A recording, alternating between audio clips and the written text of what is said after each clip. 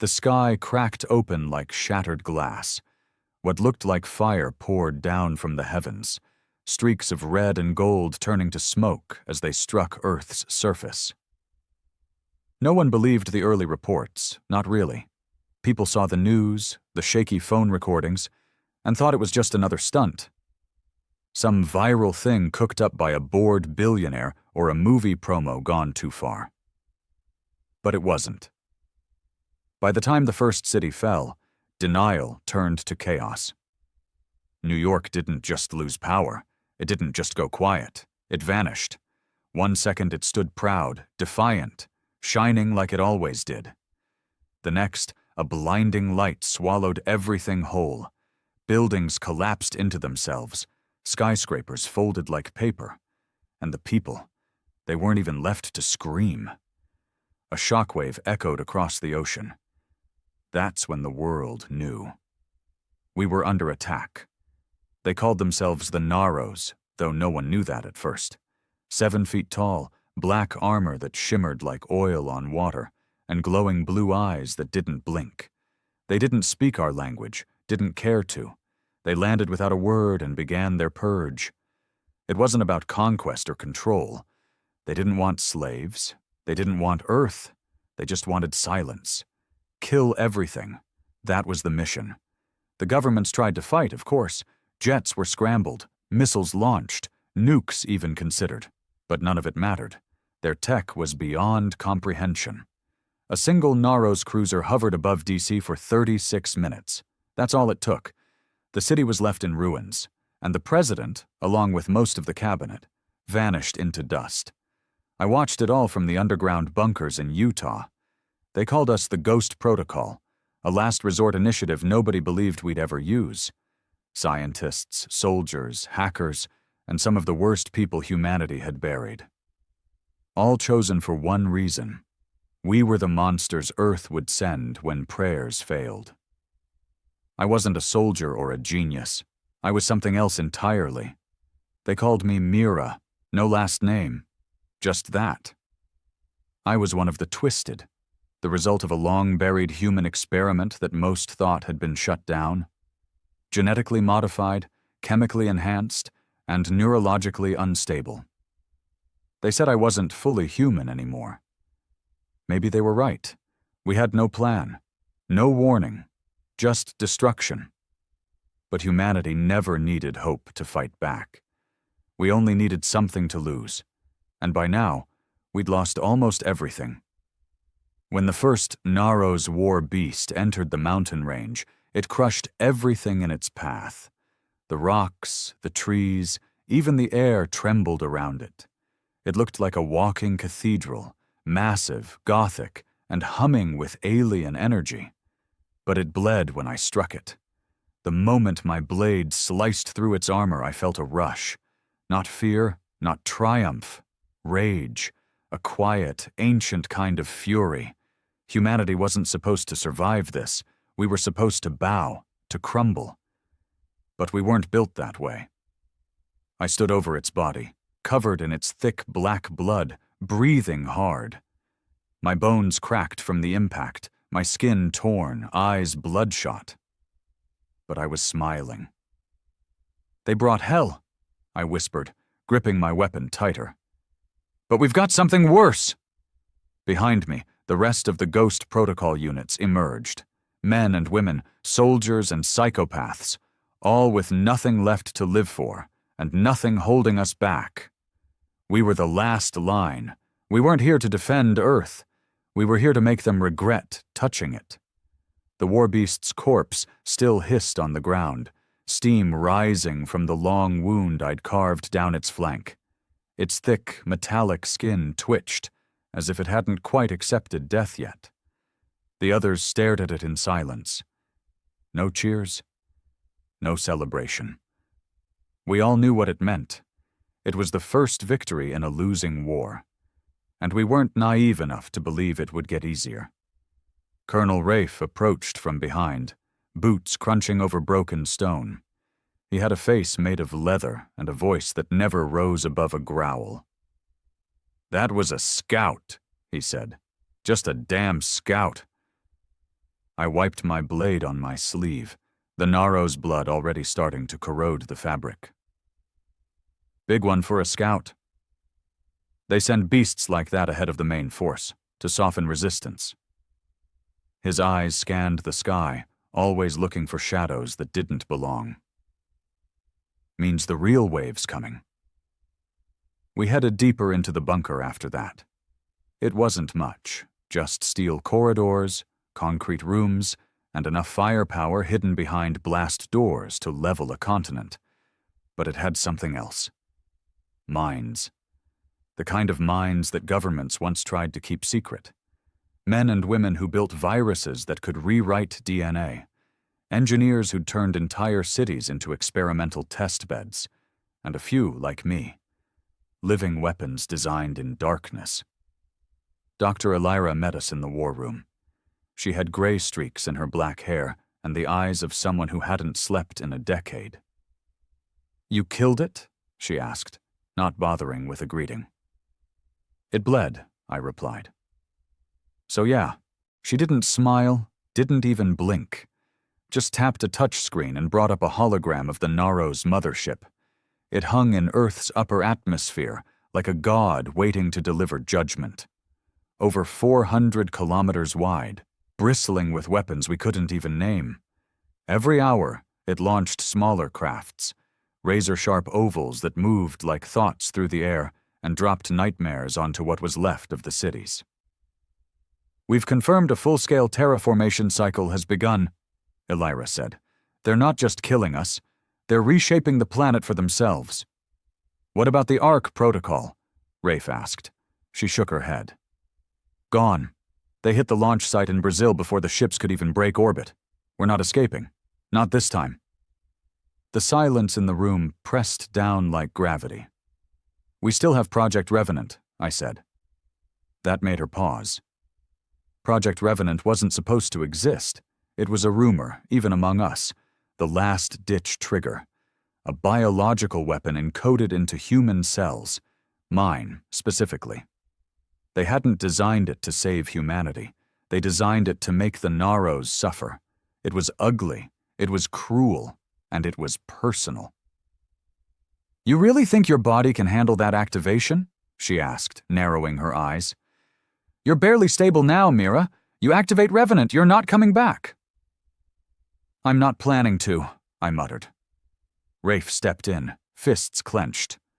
"We don't make that call yet, not unless there's no other choice." "There is no other choice," I snapped. "Every minute we wait, they wipe another city off the map. They're not just winning, they're erasing us." The alarm blared before he could respond.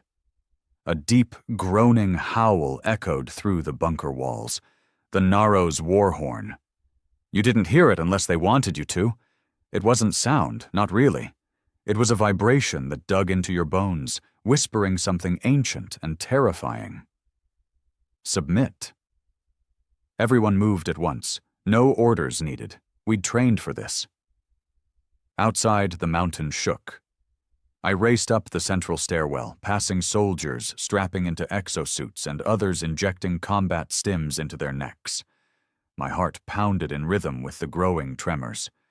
When I reached the surface, the sky was bleeding fire again. Dozens of Naro's dropships screamed down through the clouds. And something else followed them.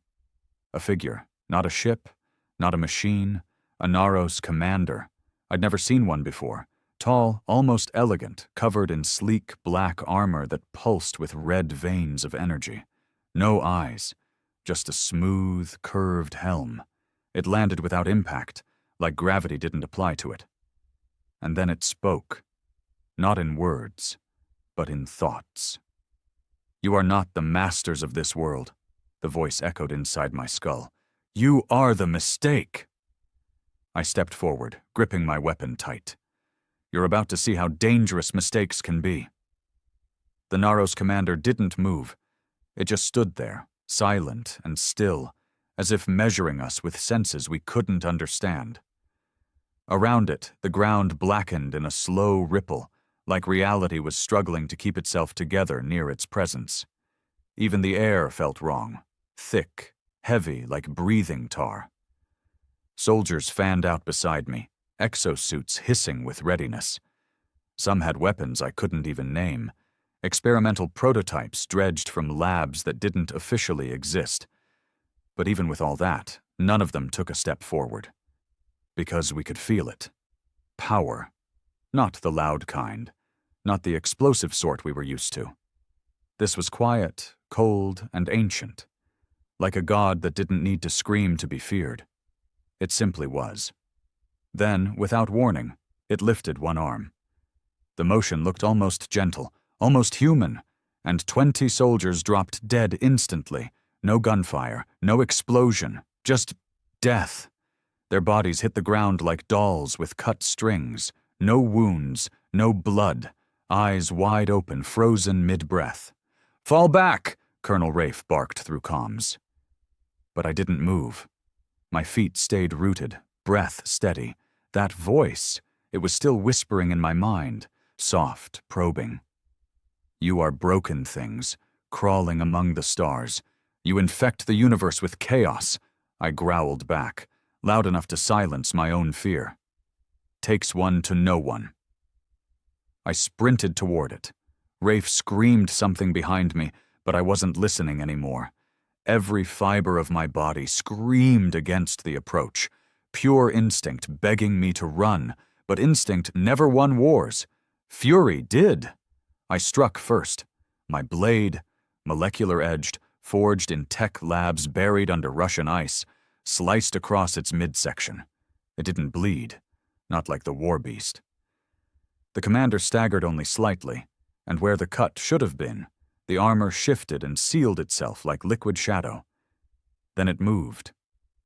I didn't see the punch, just felt it. It hit me in the chest, and suddenly the world tilted sideways. I was flying through the air, slammed into a boulder hard enough to crack bone. My vision blurred, taste of blood filling my mouth. But I got up. Broken ribs screaming, joints shaking, I got up. It tilted its head, curious.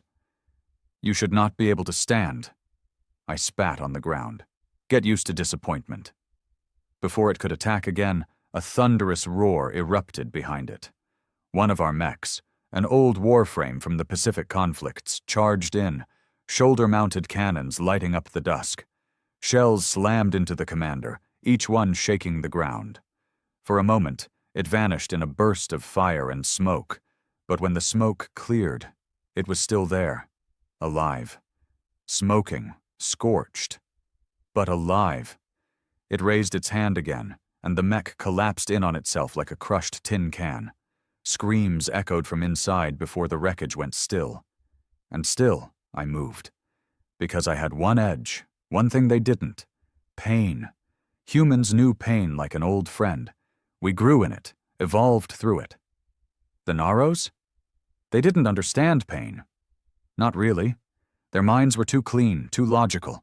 They erased weakness. We weaponized it. I activated the serum in my bloodstream. Version 9 of Revenant, unstable, dangerous, incomplete. My skin burned instantly. Veins turned black. Muscles spasmed. Vision dimmed and sharpened all at once. But I felt it. Power. Real, terrifying power. The world slowed. I lunged, blade in one hand, plasma pulse in the other. I struck again and again, each hit faster, harder. The commander tried to keep up, but for the first time, it hesitated. That made me smile, because hesitation is the beginning of fear. I drove my blade straight through its chest. The armor fought back, pushing against the intrusion, but I forced it in with a growl of pure rage. My eyes met its featureless helm. "You want to see a nightmare?" I whispered. "You're looking at it." The energy pulsing from me flared, and for the first time, the commander screamed. Not in words, not in thoughts, but in pure psychic agony. The sound shattered glass across the valley. Birds dropped from the sky. Even my allies fell to their knees. But I stood tall, gripping the blade buried in its chest, watching it fall to its knees. And before it died, it said one last thing. You are not what we expected. I leaned closer. We never are. It collapsed, its body folding in on itself until it was just ash. No explosion, no final strike, just silence. And in that silence, I knew they would send more, many more. But now, they'd bleed trying. The body dissolved into nothing, its ashes vanishing with the wind as if the planet itself refused to remember it. Around me, the valley was still. No birds, no wind, just scorched earth and the distant groans of dying machines. My hands shook, part exhaustion, part aftershock from the serum coursing through me. Revenant wasn't meant to be used casually. It was a last resort, and I'd just burned through more of it than anyone ever had. My vision blurred again, edges swimming in red. I stumbled backward, knees buckling. Someone caught me before I hit the ground. "Got you," said Rafe, his voice rough, breathless. "You insane, suicidal freak, what the hell was that?" I tried to speak, but it came out as a rasp. My throat felt like it had been clawed from the inside out. My blood was too hot, boiling under my skin. Dr. Alira arrived seconds later, flanked by 2 medtechs. Her expression was unreadable, but I saw something in her eyes. Fear. Not of the Naros, of me. "We need to get her into containment, now," she snapped. "Containment?" Rafe frowned. "She just saved our asses."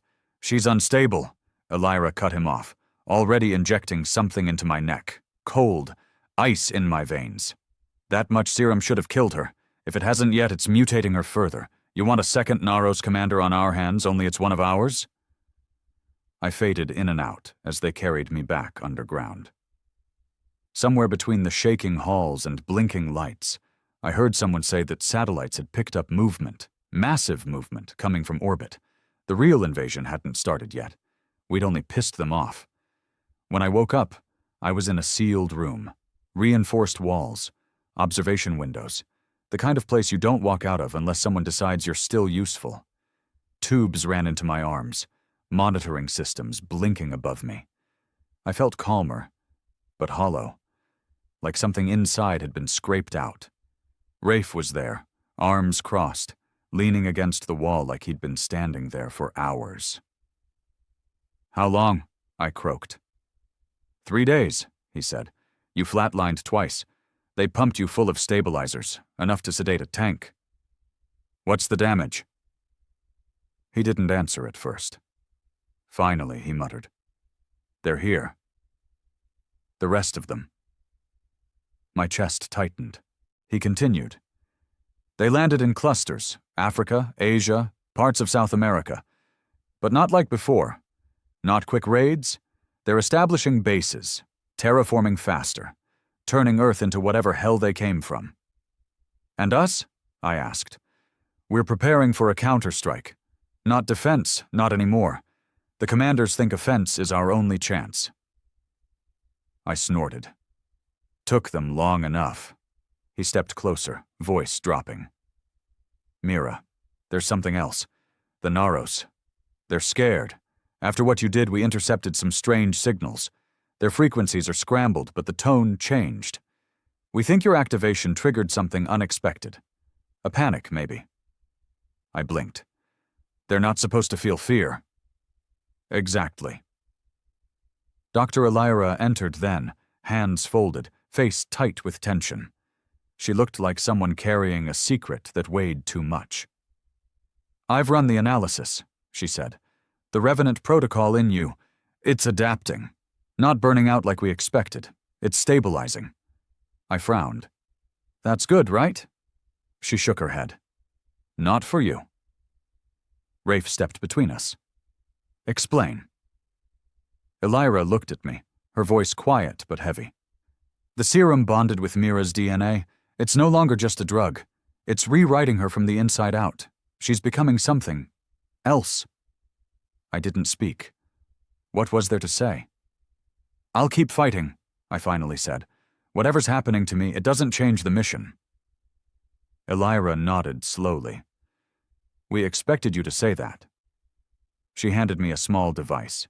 Cylindrical, pulsing with red light, not much bigger than a grenade. This is the key to the Oblivion engine. It's buried under what's left of the Siberian wastes. If we can reach it, we might be able to unleash something powerful enough to level one of their planetary bases. I stared at the device. What's the catch? You have to get there first, she said, through Naro's territory. Rafe sighed. You'll be leading the team. A grin tugged at my lips. Perfect. Because if the Naros thought Earth was finished, they hadn't seen what nightmares looked like on a suicide run.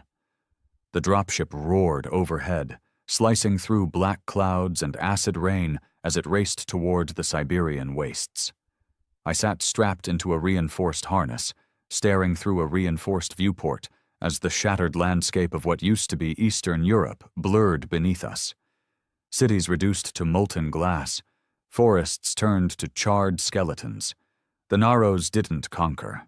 They erased. The team was silent. No chatter, no bravado. Just breathing. Slow and heavy. We all knew what this was. A one-way trip. The kind you don't come back from. But none of us flinched. Rafe sat across from me, gear worn and eyes unreadable. His pulse rifle rested across his lap, but he hadn't touched it since liftoff. He just watched me, probably wondering if I was still me. Elira's voice crackled through the comms. You'll be touching down just south of the engine site. Sensors are barely working out there. Naros interference. Expect the unexpected. Always do, I muttered, then turned to the team. Final checks, weapons hot, masks on. They moved fast. Clicks of armor sealing, HUDs lighting up, biosensors syncing. My own interface synced with the Revenant system embedded in my spine. It read my vitals in angry red numbers. Too high, too unstable, but alive. For now. The ship jolted, then dropped like a stone.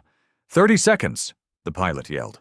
The back hatch opened mid-air, revealing a storm of black snow and screaming wind. The smell hit instantly. Burnt ozone, melted plastic. Something wrong with the very air.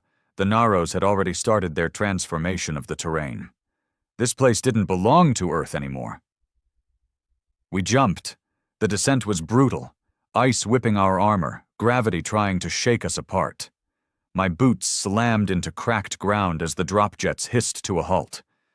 Around us, the world looked like a graveyard of gods. Twisted metal spires pierced the sky, glowing faintly with alien energy. The snow wasn't snow. It was ash. Ash and bone. Move fast, I said through the comms. We've got 20 clicks to cover before the Naros pick up the trail. We began the march. Every step crunched on something brittle. Sometimes it was just frost-covered stone. Other times, I didn't want to know. The further we moved into the wasteland, the less earth it felt.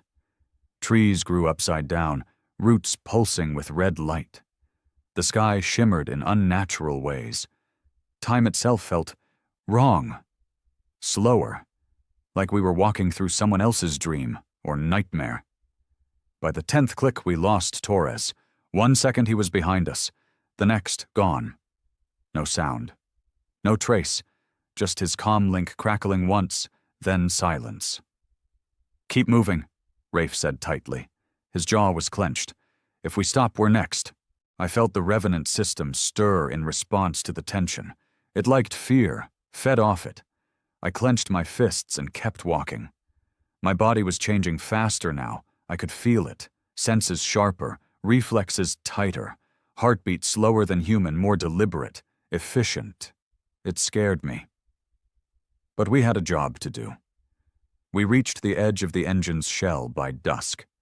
It rose like a mountain of obsidian and steel, covered in alien scaffolding, with glowing veins of green and blue pulsing across its surface. The Naros had found it first, but they hadn't breached it. Not yet. Scouts, whispered Rafe, pointing to movement among the alien towers. Naros units, smaller than the commander but fast, insect-like. They crawled like shadows, blinking in and out of sight, flitting between twisted pillars and humming pylons. "We don't have time to sneak," I said. "We go loud, hit them hard, hit them fast. Get inside before the big ones show up." He nodded. "You take lead." I stepped forward, activated the revenant spike in my bloodstream, and let the pain take hold. Fire lit my nerves. Vision snapped into crystal clarity. Every breath became thunder in my chest. Then I ran. Faster than I ever had before. Faster than human. The Naros scouts turned. Too late. My blade sliced through the first two before they made a sound. The third fired a plasma burst, but I was already past it, driving a spike into its core. Rafe's team followed behind, cutting through the rest with brutal precision. By the time the smoke cleared, the engine's main door loomed in front of us. Massive, sealed, alien. But I could feel it, reacting to me. The revenant inside me pulsed with recognition. The door opened. Not with a command, not with a touch, but like it knew me. And that was when I realized this weapon wasn't made to stop the Naros. It was made by them. Inside, it was warm. Not the kind of warmth you get from fire or machinery. This was biological. Living. The walls of the engine pulsed like the inside of a beast, slick and humming with energy that prickled along my skin. Lights shifted in patterns that didn't seem random, as if the structure was watching us, breathing us in. The revenant in my blood thrummed like a tuning fork, resonating with whatever force lived inside this place. Rafe stepped in behind me, rifle up. "This doesn't feel like a weapon," he muttered. "Feels like we're inside a creature." "You're not wrong," I whispered, pressing my hand against one of the walls.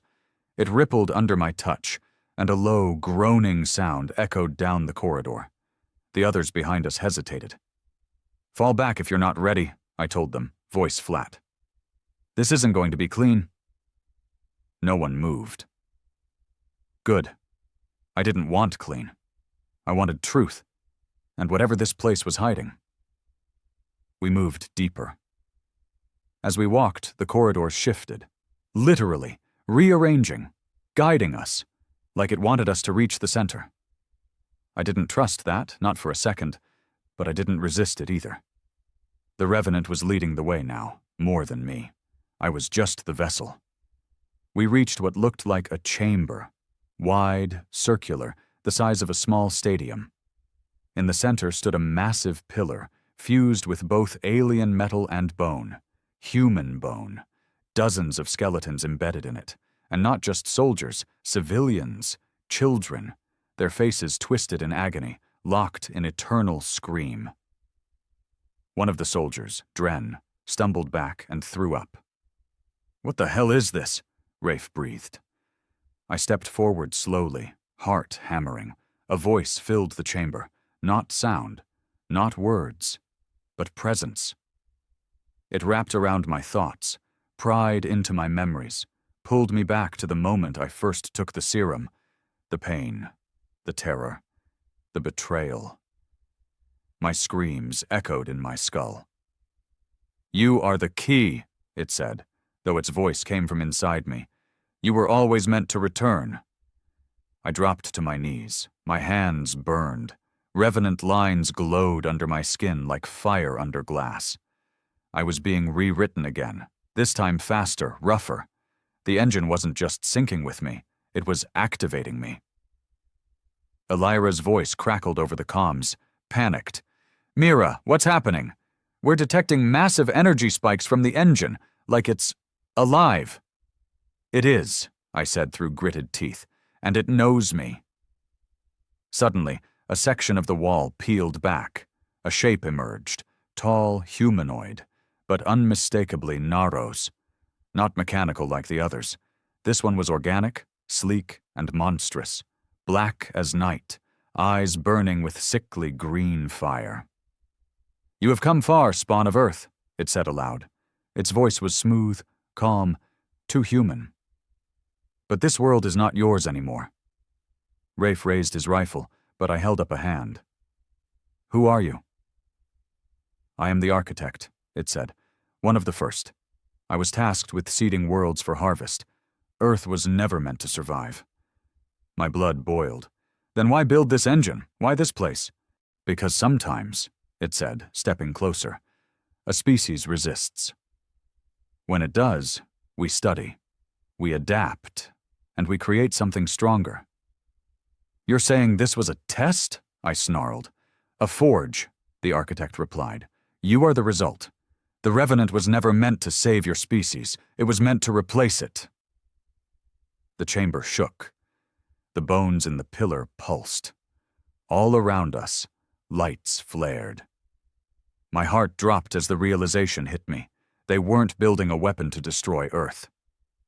They were building me, a weapon to conquer other worlds in their name. No, I whispered. Yes, the architect said, and now you will fulfill your purpose. Everything inside me screamed to give in. The serum roared through my body, demanding I submit, become what they wanted, destroy Earth to spare it suffering, lead the charge to the stars in their name. But I wasn't just serum. I was human. And they had made one fatal mistake. They thought making me a weapon meant I'd fight for them. I stood up slowly, bones creaking, revenant fire pouring from my skin. You wanted a nightmare, I growled. Then wake the hell up. And I lunged at the architect, screaming not with pain, but with rage. The architect didn't flinch. It moved like liquid shadow, dodging my first strike with an elegance that was almost insulting. My revenant blade hissed through the air, narrowly missing its head as it twisted, grabbed my arm mid-swing and hurled me backward like a rag doll. I slammed into the wall, hard enough to leave a dent. My bones groaned, but they didn't break. The serum had made sure of that. I hit the ground and rolled to my feet, already lunging again. This time I didn't hold back. Every ounce of power the Revenant had given me, I poured into that attack. The ground cracked under my feet. The chamber pulsed, alive with violence. I came in low, fainted high, then spun and drove my elbow into the architect's side with enough force to rupture a tank. It staggered. Not much, but enough. The others opened fire. Rafe, Dren, and the rest unleashed everything they had.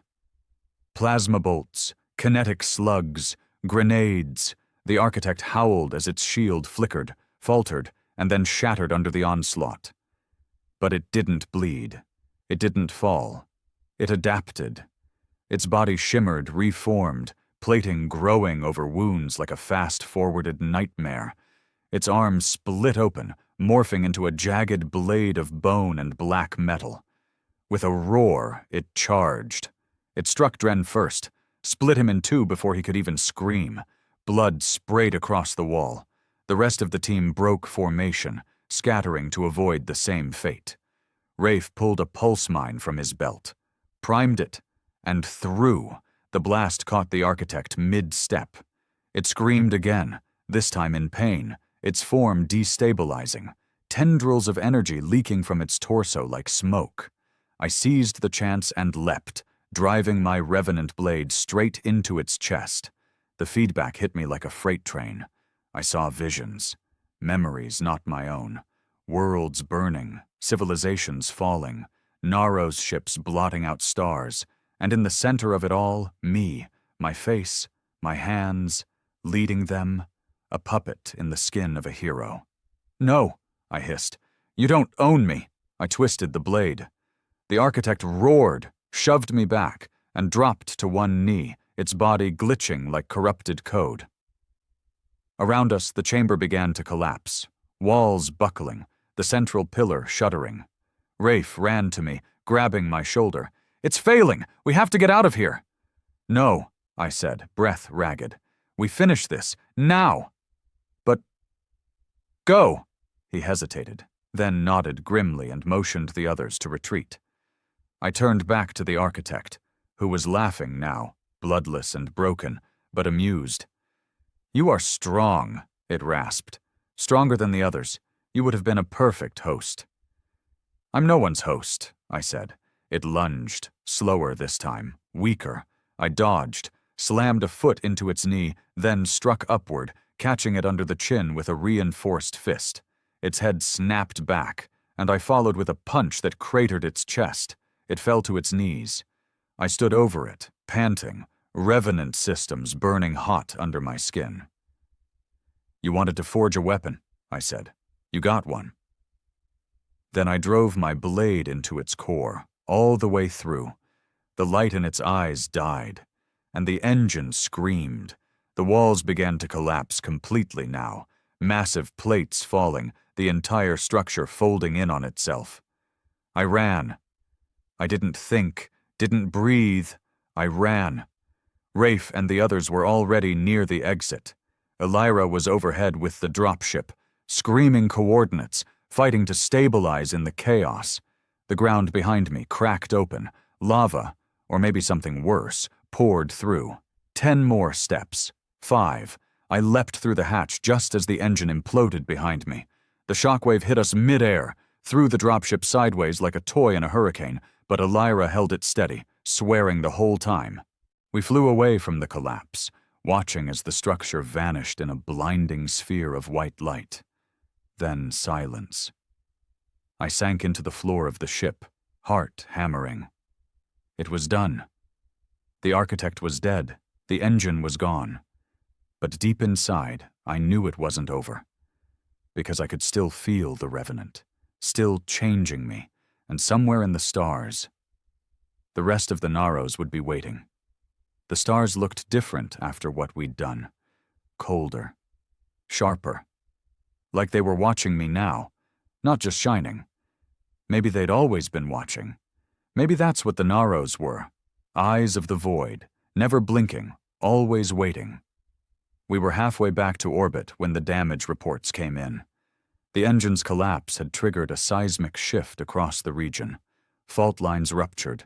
Sinkholes swallowed entire ridgelines. The planet was bleeding, and not just from the wounds we gave it.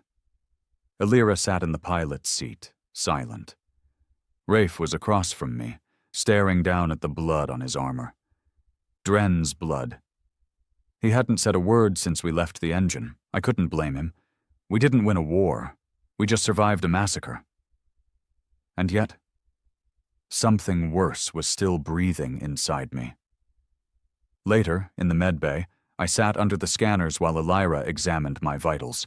The revenant markers were still spiking, higher than ever before. You're stabilizing, she said. No, I replied, I'm changing. She looked at me like she didn't want to say what was on her mind, but I said it for her. I'm becoming what they wanted. She didn't deny it, just whispered, Can it be stopped? I shook my head. Not anymore, but maybe it can be redirected. That night, if you could call space night, I stood alone in the observation deck, staring out at the black. My mind kept circling the architect's final words. You are the key, not just a key to the engine, a key to their future, to humanity's future. They hadn't tried to kill us because we were weak.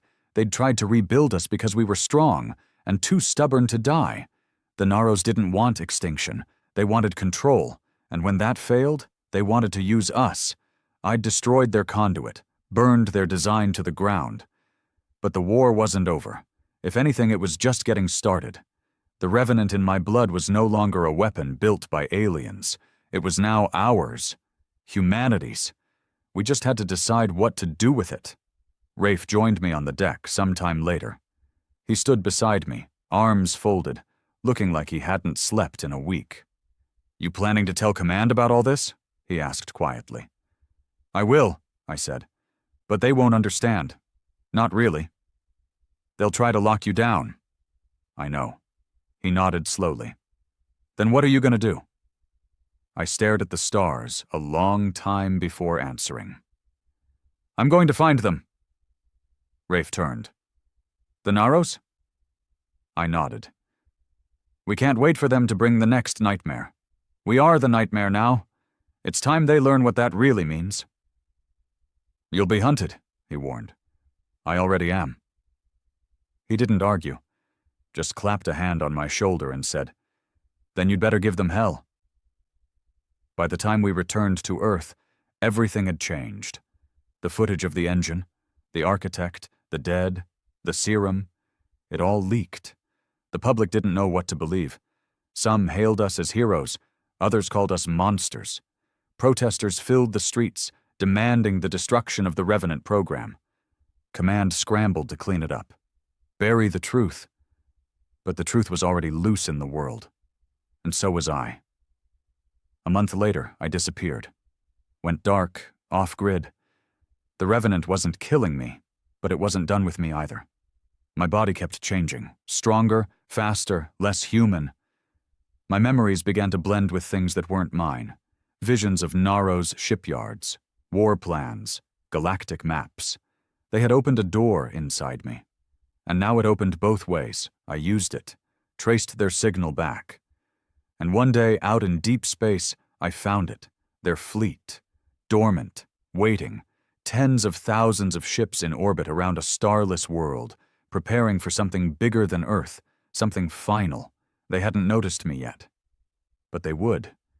Because this time, the last experiment was coming home. Not as a soldier, not as a slave, but as something else entirely. A human nightmare forged in their own machine. And we don't beg. We don't bow. We bring the fire. And we never stop burning.